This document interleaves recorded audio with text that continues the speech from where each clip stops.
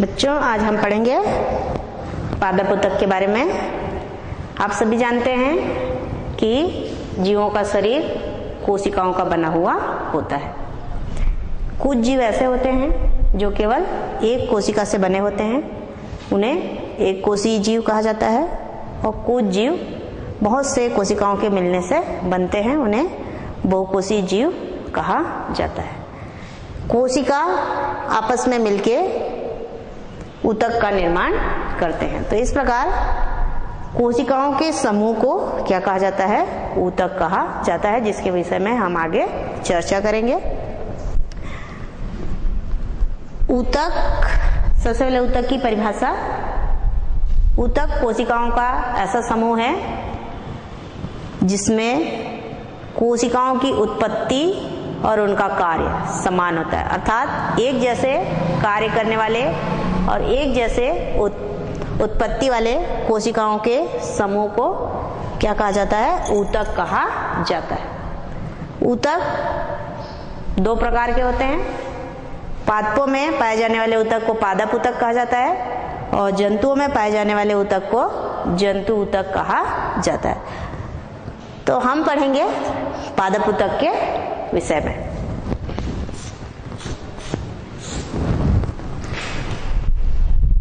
पादप ऊतक पौधों में पाया जाता है, जिससे नए कोशिकाओं का निर्माण होता है और उन कोशिकाओं के द्वारा विभिन्न प्रकार के अंगों का निर्माण होता है। पादप ऊतक दो प्रकार के होते हैं। पहला विभज्योतकी ऊतक या मेरिस्टेमेटिक टिश्यू और दूसरा है स्थायी ऊतक या परमानेंट टिश्यू। विभज्योतकी ऊतक पतली भित्ति वाले होते हैं और जीवित कोशिका होते हैं। मतलब जो विभज्योतकी ऊतक है वो पाया जाता है जड़ और तने के शीर्ष भाग में। जड़ और तना का जो शीर्ष भाग होता है उसमें कौन सी ऊतक पाई जाती है? विभज्योतकी ऊतक पाई जाती है। उसको इंग्लिश में बोला जाता है मेरिस्टेमेटिक टिश्यू। इस ऊतक की कोशिकाएं विभाजनशील होती है या हमेशा विभाजित होती हैं या फिर उनमें विभाजन की क्षमता पाई जाती है। तो हम जानते हैं कि वृद्धि क्षेत्र कहाँ पे पाए जाते हैं? जड़ और तने के शीर्ष भाग में। इसलिए विभज्योतकी ऊतक भी कहाँ पे पाए जाते हैं? जड़ और तना के शीर्ष भाग में ही पाए जाते हैं, क्योंकि इनमें विभाजन करने की क्षमता पाई जाती है। विभाजन के द्वारा ये कोशिकाओं की संख्याओं को बढ़ाते हैं और फिर उन कोशिकाओं से ही नए अंगों का या संरचनाओं का निर्माण होता है। तो इस प्रकार विभज्योतकी ऊतक जड़ और तने के शीर्ष भाग में पाई जाती है।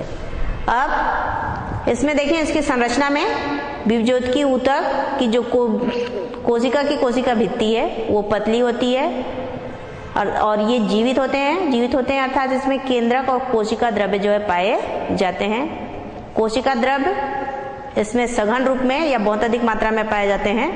प्रत्येक कोशिका में एक एक केंद्रक जो है पाया जाता है। विभज्योतकी ऊतक जो होते हैं उनमें इंटरसेलुलर स्पेस नहीं पाया जाता, अर्थात एक कोशिका से दूसरे कोशिका के बीच में खाली स्थान नहीं पाया जाता, अर्थात इसमें इंटरसेलुलर स्पेस जो है नहीं होते हैं।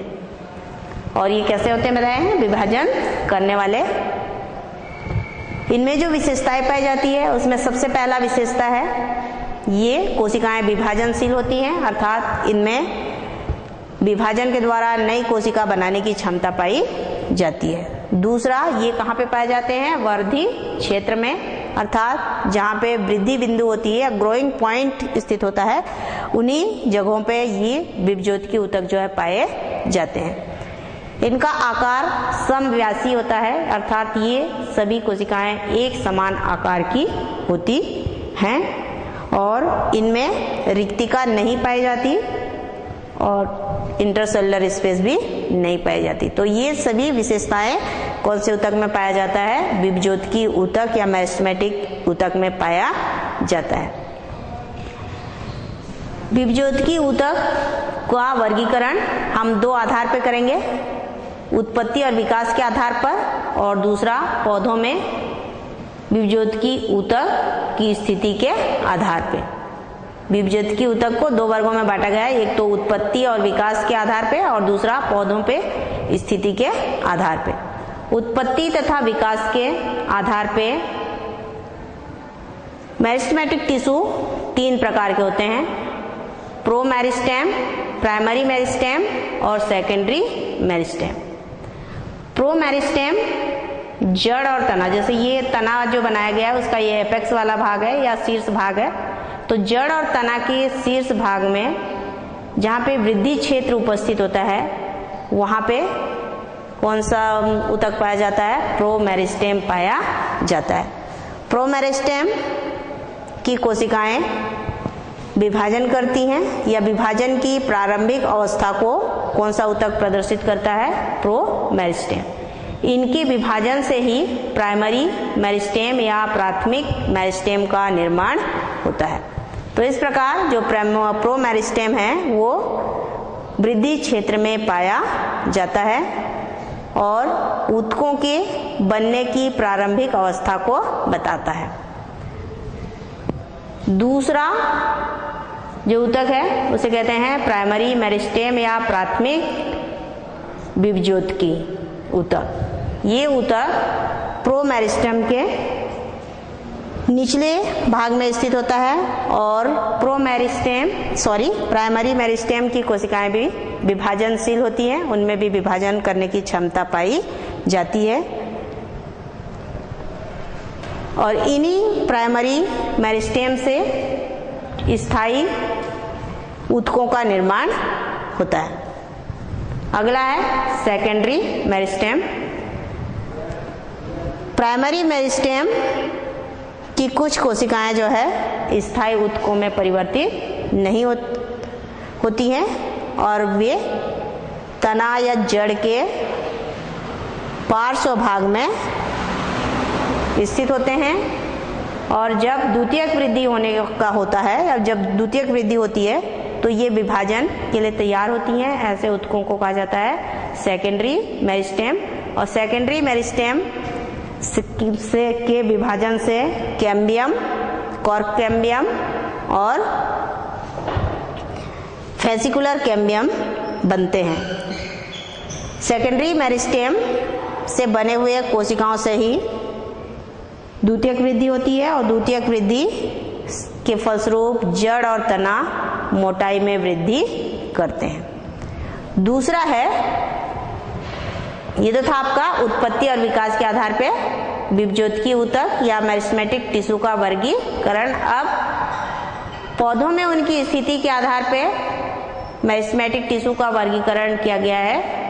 उनको 3 वर्गों में बांटा गया है, शीर्षस्थ विभज्योतकी या एपाइकल मेरिस्टेम, इंटरकैलरी मेरिस्टेम या अंतर्विष्ट विभज्योतकी, लेटरल मेरिस्टेम या पार्श्व विभज्योतकी।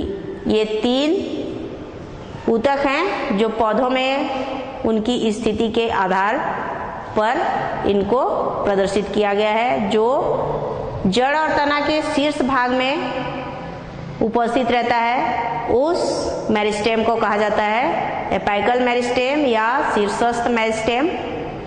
शीर्षस्थ मेरिस्टेम ये देख रहे हैं, जड़ का एपेक्स है या तना का एपेक्स भाग, इसमें एपाइकल मेरिस्टेम होती है और इसी क्षेत्र में वृद्धि बिंदु होती है और वृद्धि बिंदु की कोशिकाएं हमेशा विभाजित होती रहती है, जैसे नई कोशिकाओं का निर्माण होता है। दूसरा है इंटरकैलरी मेरिस्टेम। इंटरकैलरी मेरिस्टेम जो शीर्षस्थ मेरिस्टेम होता है वो स्थायी ऊतकों में परिवर्तित नहीं होता, बल्कि उसका कुछ भाग पर्वसंधि और पत्ती के बगल में प्रविभाजी ऊतक के रूप में पाए जाते हैं। इन प्रविभाजी ऊतकों को कहा जाता है इंटरकैलरी मेरिस्टेम और इनके विभाजन के फलस्वरूप नई कोशिकाएं बनती है और उन कोशिकाओं से नए शाखा का निर्माण होता है। तीसरा जो मेरिस्टेम है उसको लेटरल मेरिस्टेम कहा जाता है। लेटरल मेरिस्टेम जड़ तथा तने के पार्श्व भाग में स्थित होते हैं। जहां पे पर्व संधि पाई जाती है उसके पार्श्व या बगल में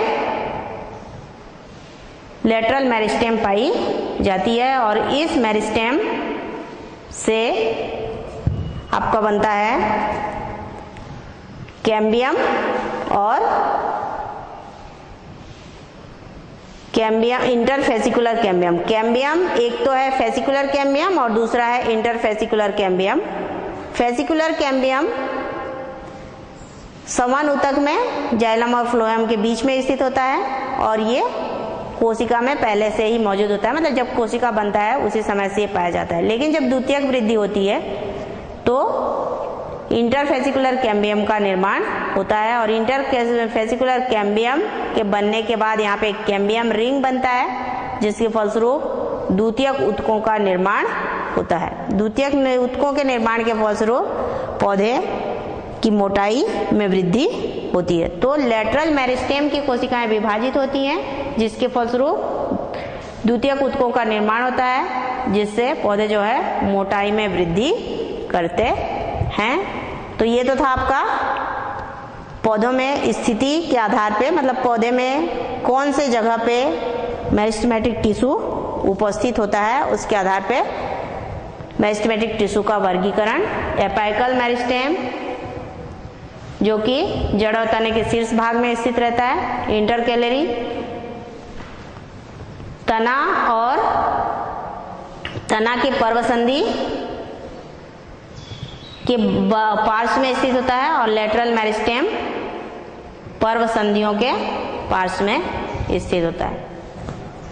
जो एपाइकल मेरिस्टेम है उसकी संरचना और संगठन को समझाने के लिए अलग अलग वैज्ञानिक अलग अलग सिद्धांत दिए हैं जिनके आधार पे मेरिस्टेमेटिक टिश्यू या शीर्षस्थ जो एपाइकल मेरिस्टेम है उससे कौन कौन सी संरचनाएं बनती हैं इनको समझाने के लिए अलग अलग सिद्धांत दिया गया है। उसमें पहला है शीर्षस्थ कोशा सिद्धांत या apical cell theory. Apical cell theory का प्रतिपादन करने वाले वैज्ञानिक हैं नेगेली। नेगेली ने 1858 में जड़ और तने के शीर्ष भाग के द्वारा बनने वाले कोशिकाओं को समझाने के लिए या उनसे किस प्रकार की संरचनाएं बनती हैं उनको समझाने के लिए शीर्षस्थ कोशिका सिद्धांत का प्रतिपादन किया। इन्होंने कहा कि यहाँ पे जो एपाइकल मेरिस्टेम होता है उसी से पौधे की संपूर्ण शरीर का निर्माण होता है। जो यहाँ पे देख रहे हो आप एक एपाइकल मेरिस्टेम है। एपाइकल मेरिस्टेम की कोशिकाएं जो है विभाजनशील होती हैं, अर्थात इनमें विभाजन होता है। विभाजन होने के फलस्वरूप एपाइकल मेरिस्टेम के पीछे या पृष्ठीय भाग में नए ऊतकों का निर्माण होता है और ये ऊतक फिर अलग अलग कोशिकाओं का निर्माण करती है। जैसे डर्मेटोजन है, डर्मेटोजन के द्वारा बाह्य त्वचा का निर्माण होता है। फिर बीच वाला भाग यहाँ पे जो प्रोवेस्कुलर टिश्यू लिखा हुआ है उससे जाइलम और फ्लोएम का निर्माण होगा। सेंटर जो भाग है एपाइकल मेरिस्टेम का, या बीच वाला भाग है, उससे पीत का निर्माण होता है। तो इस प्रकार से ये समस्त भाग कॉर्टेक्स हुआ, पीत हुआ, एंडोडर्मिस, एपिडर्मिस, कैम्बियम आदि सभी का निर्माण एपाइकल मेरिस्टेम में बनने वाले नए एपाइकल मेरिस्टेम के विभाजन के फलस्वरूप बनने वाले कोशिकाओं से होता है। तो इस प्रकार शीर्षस्थ कोशा सिद्धांत के अनुसार एपाइकल सेल के विभाजन के फलस्वरूप या शीर्षस्थ कोशिका के विभाजन के फलस्वरूप ही पौधे के समस्त कोशिकाओं का निर्माण होता है और वे कोशिकाएं भिन्नन के पश्चात अलग अलग कार्यों को करने के लिए तैयार होते हैं या अलग अलग कार्यों को संपन्न करते हैं। दूसरा सिद्धांत है ऊतकजन सिद्धांत। ऊतकजन सिद्धांत को देने वाले वैज्ञानिक हैं हैंस्टीन। हैंस्टीन नामक वैज्ञानिक ने तना के शीर्षस्थ कोशिका के विषय में बताने के लिए ऊतकजन सिद्धांत का प्रतिपादन किया और इन्होंने इस सिद्धांत का प्रतिपादन 1870 में किया।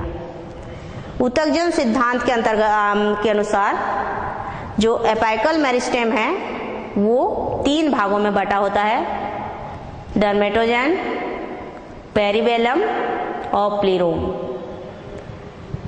डर्मेटोजन जो है कोशिका का सबसे बाहरी भाग होता है और इस कोशिका से बाह्य त्वचा या इपिडर्मिस का निर्माण होगा। अगर तना है तो इपिडर्मिस का निर्माण होगा और जड़ है तो क्या बनेगा, पीलीफेरस लेयर बनेगा या इपिब्लेमा का निर्माण होगा। डर्मेटोजन की कोशिकाएं जड़ में जो पेरिबेलम है उसके द्वारा कॉर्टेक्स का निर्माण होता है, तो उसको हम वल्कुटजन भी बोलते हैं। तो पेरिबेलम की कुछ कोशिकाओं के साथ मिलकर ये मान लीजिए आपका ये आप क्या है, डर्मेटोजन का लेयर है और ये दूसरा वाला लेयर आपका किसका है, पेरिबेलम का। तो पेरिबेलम की कोशिकाएं जो है जड़ के शीर्ष भाग में विभाजन करते हुए एक कोशिकाओं का समूह बनाती है और उन कोशिकाओं के समूह को कहा जाता है कैलेप्ट्रोजन। विभाजन करेंगी और कोशिकाओं के समूह का निर्माण करती हैं। इन कोशिकाओं के समूह को कहा जाता है कैलेप्ट्रोजन।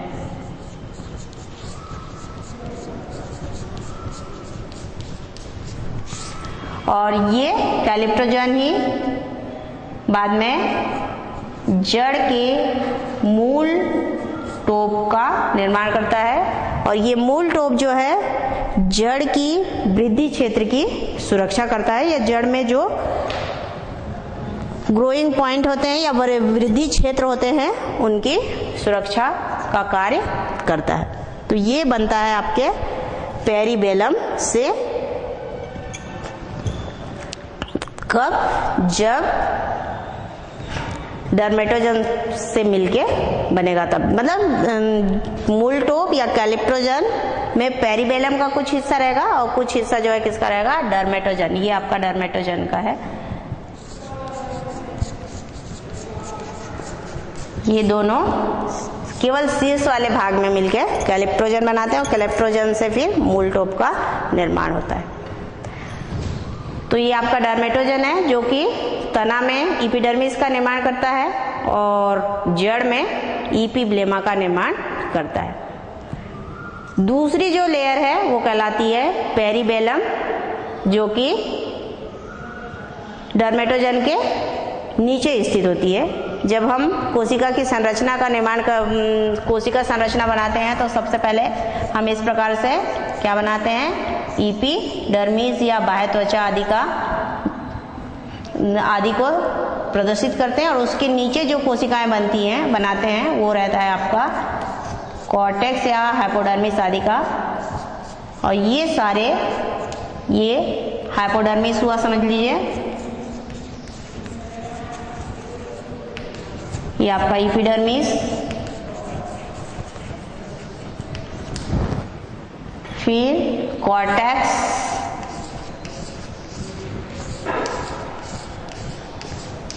और एंडोडर्मिस।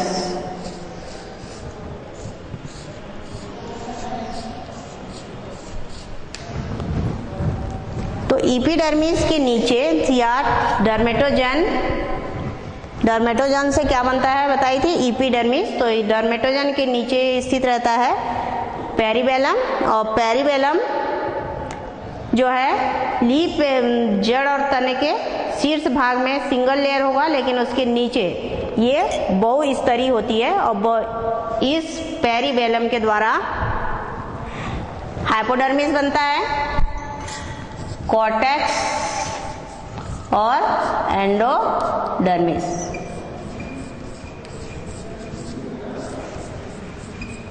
तो ये तीन कोशिकाएं जो है किससे बनती हैं? पेरिबेलम से बनती हैं, हाइपोडर्मिस, कॉर्टेक्स और एंडोडर्मिस। उसके बाद अगला जो भाग है वो कहलाता है प्लीरोम। ये कोशिका के सबसे भीतरी भाग में स्थित होता है और इसके द्वारा स्टील क्षेत्र या रम जिसको बोलते हैं, स्टील जो बोलते हैं, रम या स्टील,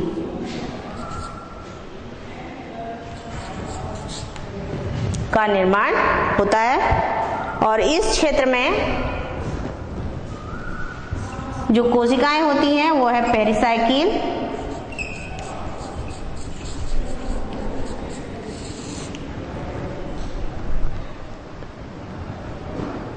मज्जा,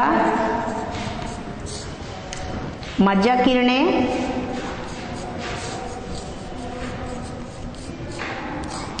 और संवहन पुल।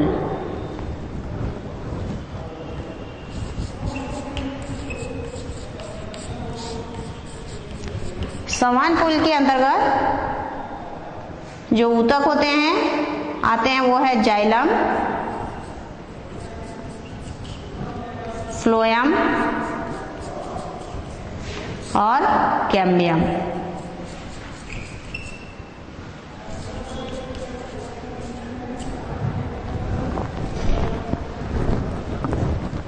कैम्बियम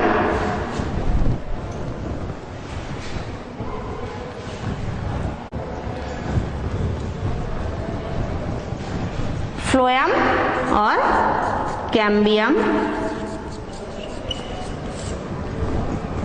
इन सभी संरचनाओं का निर्माण किससे होता है? प्लीरोम से होता है, जो कि कोशिका के सबसे भीतरी भाग में स्थित होता है। और इनसे बनने वाली जो संरचना है वो है पेरिसाइकिल, जो कि एंडोडर्मिस के नीचे स्थित होता है। उसके बाद मज्जा, जो कोशिका के सबसे भीतरी भाग में स्थित होता है, और जाइलम और फ्लोएम के बीच में मज्जा किरणें जो है पाई जाती है। और संवहन पुल के रूप में जाइलम और फ्लोएम पाया जाता है। जाइलम के द्वारा पानी और खनिज लवण का संवहन किया जाता है और फ्लोएम के द्वारा खाद्य पदार्थों का या भोज्य पदार्थों का संवहन होता है। अगला जो वाद है ये था आपका हिस्टोजन थ्योरी। अब अगली जो थ्योरी है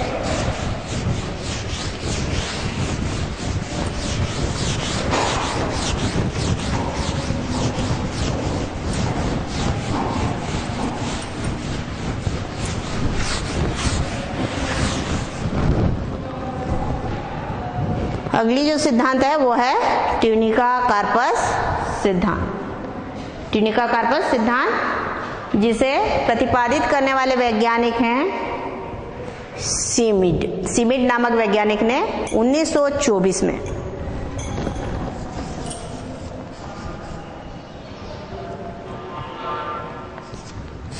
स्मीड नामक वैज्ञानिक ने 1924 में तने के शीर्ष भाग को समझाने के लिए प्रतिपादित किया था। इस तने के शीर्ष भाग को समझाने के लिए कौन सा सिद्धांत दिया है? ट्यूनिका कार्पस सिद्धांत। इसमें जड़ के शीर्ष भाग को नहीं शामिल किया गया है। इस सिद्धांत में हम जड़ की शीर्ष भाग या जड़ में जो एपाइकल या शीर्षस्थ कोशिका होती है उसके बारे में इसमें चर्चा नहीं की गई है। केवल तने के शीर्ष भाग को समझाने का प्रयास किया जाता है इस सिद्धांत के आधार पे। इसमें यह कहा गया है कि जो शीर्षस्थ कोशिका होती है उसमें दो क्षेत्र होते हैं, या शीर्षस्थ कोशिका को दो क्षेत्र में बांटा गया। एक है ट्यूनिका और दूसरा कार्पस। ट्यूनिका स्तर जो है कोशिका में बाहर की ओर स्थित होती है और ये 1 से 2 कोशिका का बना होता है। और भीतरी स्तर में कार्पस की कोशिकाएं स्थित होती हैं। कार्पस की कोशिकाएं आकार में बड़ी होती हैं और ये ट्यूनिका से घिरी हुई होती हैं। कोशिका में पाए जाने वाले जो संरचनाएं होती हैं जैसे कि एपिडर्मिस, कॉर्टेक्स, एंडोडर्मिस आदि, वे सभी संरचनाएं ट्यूनिका से केवल एपिडर्मिस बनेगा और एपिडर्मिस को छोड़कर बाकी जितनी भी संरचनाएं होती हैं जैसे कि हाइपोडर्मिस,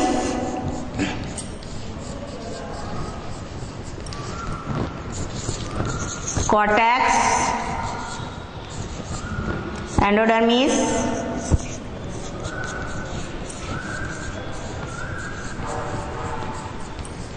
पेरिसाइकिल,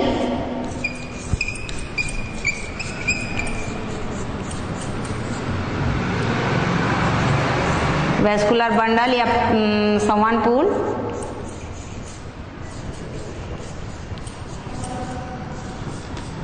और पित्त, ये सभी संरचनाएं जो है किससे बनती हैं? कार्पस की कोशिका से ही बनेंगी। ये जो कार्पस की कोशिका है उससे ये सब संरचनाएं बनती हैं। और ट्यूनिका से केवल बनता है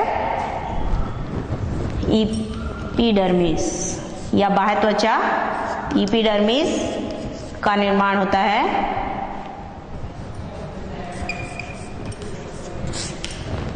ट्यूनिका से।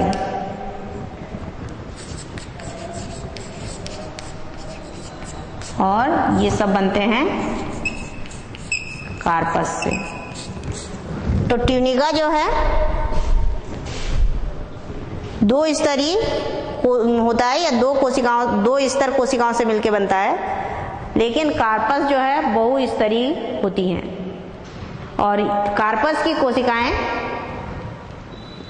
ऊपर, नीचे, आगे, पीछे सभी तरह विभाजन कर सकते हैं या सभी दिशाओं में इसकी कोशिकाएं जो है विभाजित होती हैं। लेकिन जो ट्यूनिका की कोशिका है वो केवल अपनीतिक पोर्शन, ये जो नीचे है उसी पोर्शन में क्या करता है? विभाजन करता है। तो इस प्रकार शीर्षस्थ कोशिका के संगठन और उसकी संरचना को समझाने के लिए जो सिद्धांत दिए हैं अलग अलग वैज्ञानिक, उनके बारे में भी हमने अध्ययन किया। अब अगला जो ऊतक है वो है आपका स्थायी ऊतक। अभी हम क्या पढ़ रहे थे? विभज्योतिकी ऊतक या प्रविभाजी ऊतक या मेरिस्टेमेटिक टिश्यू।